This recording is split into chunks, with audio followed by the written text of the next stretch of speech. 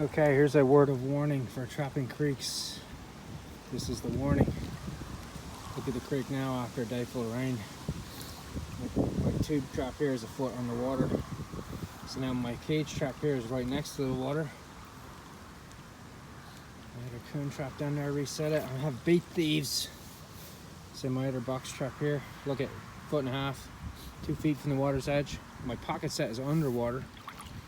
But if you set traps on like high bank next to the creek, if the water rises like this, the water is up a foot in a day.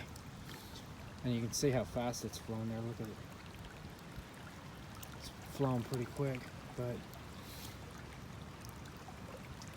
yeah, word of warning for trapping creeks and rivers. Water fluctuation is a thing. And this is what you get. So set traps on, at water level, and then set traps way above water level so they still keep working when you get flood conditions like this. I mean, in 2 days this will be back down again, so it always goes up and down. It's just you have to deal with it. Well, got myself all worked up again. My pocket set here, seeing the trap was gone. I look down on my drowner set and I see a furry body under there, but it's not a mink. It's a river rat, not a muskrat this time. It's a brown rat, I'm pretty sure. All right, let's get him out of here and we'll have a look. Yeah, there he is.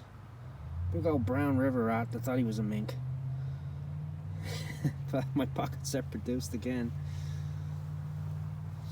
I'm looking in the water here to see if I see any fish. I see little minnows and stuff. But yeah, there he is, brown rat. All right, we'll get him out. My drowner worked perfect. Got him on the rear foot. Worked perfect again. All right, let's get it reset. Okay, I hope you can see this here because I'm filming in the dark, of course. You see how, you can see my breath, I know you can see that.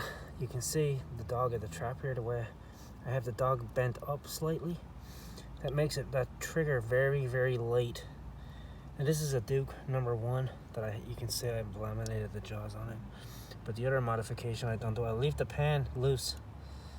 That tension screw in there, I leave that loose because in the water it's gonna rust freaking closed. But I did wax these traps. These are waxed, that's why you can still see it's not that rusty. But what I do with them is bend the dog upwards. That makes the pan tension very light. So for a light animal like a mink, or I mean, you've seen it caught the rat in the hind foot there, and he's very light. He's half the weight of a mink probably. So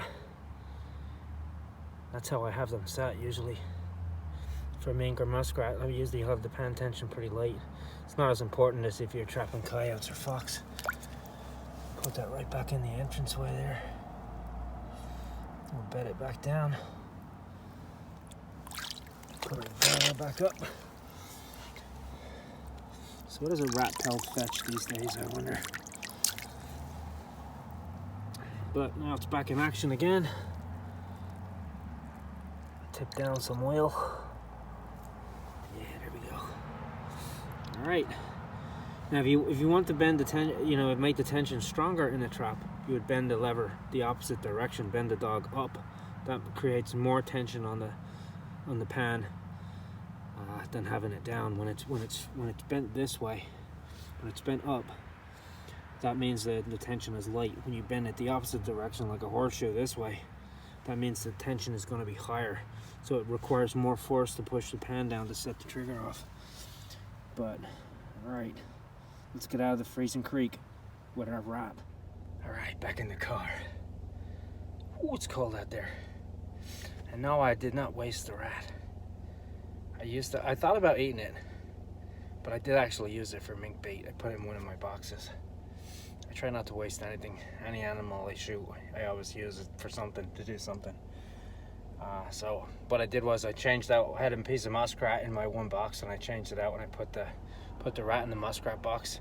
That is perfect natural mink bait. That he is a natural food of the mink in this area. And last year I caught quite a few of those river rats, the brown rats. They do occur naturally in the streams and rivers, so there's a feed mill down the street from here. I'm sure they're attracted to that because there's grain and seed everywhere. So that's a big draw for them.